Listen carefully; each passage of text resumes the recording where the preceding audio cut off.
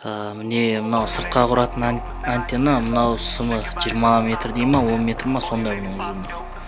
Мына жерде мынау анаған жалғайтын, неге орнататын.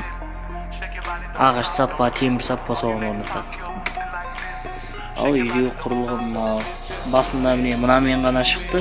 Мына жанында кішкене антеннаны көрдіңіздер ме? Осымен ғана шықты. Осының өзімен сигнал ұстап берді. Жақсы сигнал ұстап берді.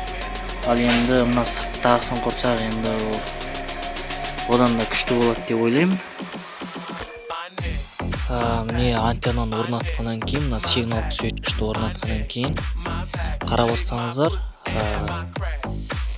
менде екі карта бар, Билайн және Теле2. Қазір Теле2-да ғана тариф бар, H+ ұстап тұр. Теле2-ның бұл ауылда тарқатқан сигналының жиілігі сондай, H+ қана ұстайды. Бірақ соның ең жоғары жылдамдығын ұстап тұр. Қазір YouTube-та ашамыз. Бірден шығады. Бұрын мына құсап шықпайтын, айналып тұрып алатын, ая жағында құсап айналып тұрып алады. Бір видеоны ашайық.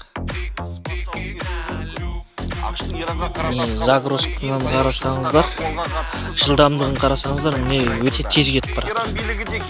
ақш-тың күштері шығыстағы әскери базамызды шабуылдады деген айыппен екі сарбаздарының осы әрекеті бар топ басып кірмек болды. Сэм Сүлеймани қаза тапты. Бұл Иранның сырттағы әскери әрекет. Осы әрекетінен кейін өте тез.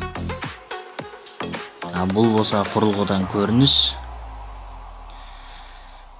Ал мыналар болса қосалқы құрылғылар. Біріншісі электрлік сым 20 метр тұрады. Екіншісі үйдің ішінде сигнал күшейткіш. Үшіншісі болатын болса үйдің сыртына орнататын антенна. Сіз бұл құрылғыларды құрып алғаннан кейін бұрынғыша таспақаша өмір сүруден бір жолата құтыласыз. Интернетіңіз тез істейтін болады.